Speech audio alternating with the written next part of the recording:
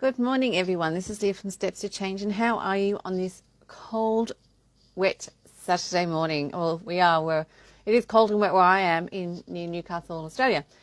Okay, I thought I'd just jump on because I'm writing up a funnel emailing link, and I thought, maybe it's just going to be easier to explain, and I can use this video in this particular email.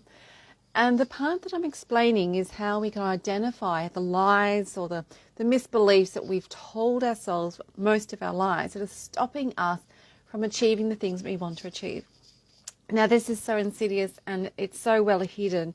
And this is the beauty when we start doing hypnotherapy or guided meditation, is that we can start to tap in and find those hidden lies that say, you can't do that. Or, no, you can't. No, you shouldn't. Oh, what would the neighbours think? Or, no one in our family has done that before. How dare you even consider it? Now, there's a whole list of other phrases, and you can download, this is actually a purchasable book, an ebook of all the beliefs that are common that stop us from achieving the things that we want to achieve. Now, the other side of this is most of us have also broken through or stepped through a lot of the lies that we do tell ourselves. The idea that you can't go to uni, for my generation, going back 40 years, is that, to go to uni was a big deal, but many of my generation did in fact go to uni. Or traveling by yourself, being a female, traveling the world by yourself was a big deal. Is it such a big deal now? Part of it is because it becomes common or normal or more acceptable. But I'm going to guess if you had a conversation with those people, part of this resistance initially was, oh, I don't think I can do that, or I don't think I should do that, or is it appropriate for me to do that? Has it ever been done before in my family, and that sorts of things? Or the status symbol, what would that actually mean? If I invested my money in this part or doing something like that, what could it mean? So the ripple effect or the interpretations that we've created over our lifetime and also passed generationally do influence a lot of our choices, knowingly or not.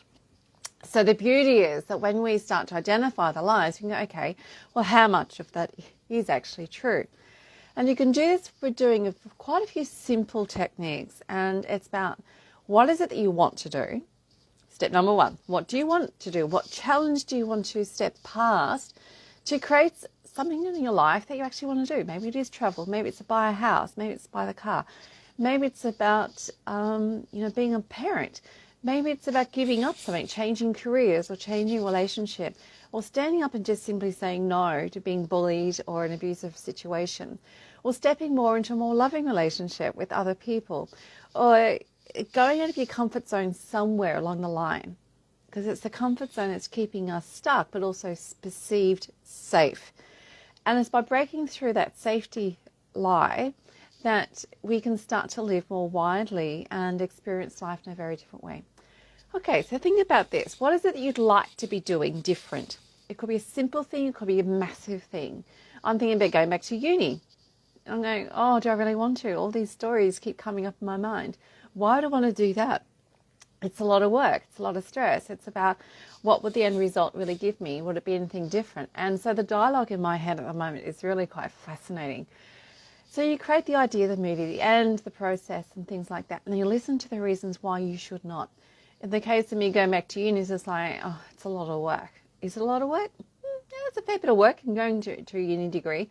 However, is the cost benefit going to be greater? Quite possibly. Is it a passion interest I have? Absolutely. So the rewards can often be greater. And so is the fear of stepping through the limitation actually worth it? In many cases it will be. Another storyline, how many degrees can one develop? But you look at other very successful people or people who've followed their love and passion. Some people have multiple degrees. Has it achieved for them what it set out to do? I don't know, because I haven't asked those questions to those people. But it is about finding out why I can't let myself go back to uni and do a degree that is of interest and a passion and will potentially help other people if I'm open up to doing that. So if I was to list out all the reasons why I cannot, should not, must not go back to uni, there would be a bit of a list. And then it's like, okay, well, why not? Whose belief is actually that? Is it my own true belief? Is it someone else's? Is it my parents? Is it something that I took on from someone else? Is it from a scene or a movie or a book that I read? What started the idea that I can't, I shouldn't, I must not? And you'd be surprised what comes out of that particular discussion with yourself. And then the next thing is like, okay, do I really want to believe that? Do I really want to limit my experiences of life by saying I can't, I shouldn't, I mustn't? Now, of course, there are some instances in life that from ethical or moral point of view that it just shouldn't happen. Like you shouldn't steal, for one. You shouldn't kill another person. You shouldn't on purpose hurt another being or sentient. But we're not talking about those levels of shouldn'ts. It's about the common fear, apprehension, stepping back instead of owning what you want to be doing and who you choose to be in this particular life. It's about those sorts of no's. It's about going, you know what, I actually want to do this. And this is important to me as an individual, my growth, and also giving back to the world. Because once we start to grow and expand, the ripple effect is quite profound. Not only does it give permission for yourself to step into your power, but it enables and gives permission for others to follow in your footsteps too. And depending on what it is, imagine if you're traveling, if you're doing a travel excursion that's beyond your current comfort zone, you're winning, you're learning, you're also sharing, and therefore you're giving back to communities that you go and visit, whether it be in Australia, in this case where I live, or overseas, or even just down to the local market. The ripple effect of that, supporting another community or family, you just never know where that ripple effect will stop and start and the impact it really will have. So when we hold ourselves back, this is the other part of the message, when you hold yourself back by saying no to living, then you're also stopping or resisting the flow of life. Okay, the next point. All right, so maybe part of you is going, yeah, I can't do that, I shouldn't do that. But maybe there is an element of truth in that particular statement. Maybe it is about going, okay, well, I can't do this, but I can certainly do other parts of my dream. And it comes down to the ethicals and morals and also your own personal values and characteristics. Some of the limitations will be real, okay? If you don't have $1 million, and you can't invest $1 million, can you?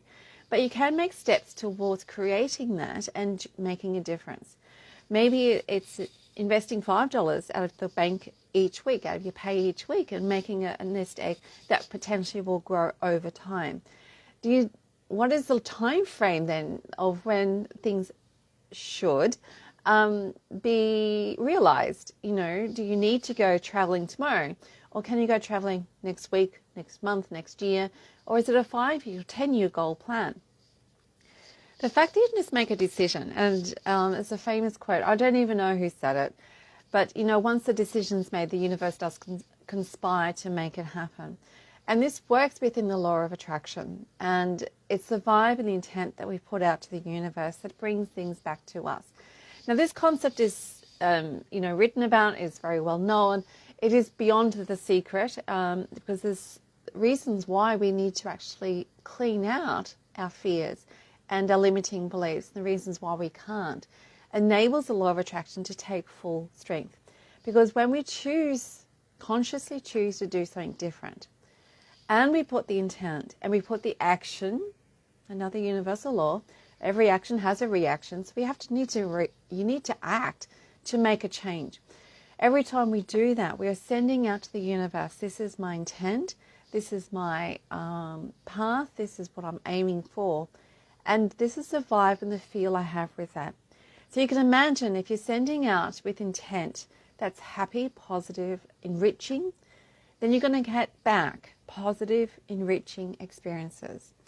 And also by writing it down, what is your intent? What is it you're aiming to do? What do you want to do? What do you choose to do? And even a choice of saying, I'm not going to do anything is a choice. So it could be that you put things on the back burner. You may go, okay, well, I'm not going to do that big goal right now. I'm going to do something smaller. And that's perfectly okay, because a stepping stone, it can create enough evidence to say, I can do this. I can actually do a bigger goal shift. I just need the evidence to make sure that I'm confident and comfortable to step out into the bigger arena of my bigger goal. So that's it for today. I didn't think I'd actually get on, but obviously I did. And it's all because I have made a decision. I've made a decision to seriously consider go back to uni and finishing my Masters of Counselling. I am seriously considering, changing my tact about how I increase my income. I waitress by night, which I love it. However, it is a fickle industry. It is quite a challenging work environment at times. I love the customers, but there's other stuff that's really quite annoying at times. And I know it's a reflection of where I'm at. So that's where the dilemma is. What do I choose? And where am I going to, walk the talk and actually say what I do?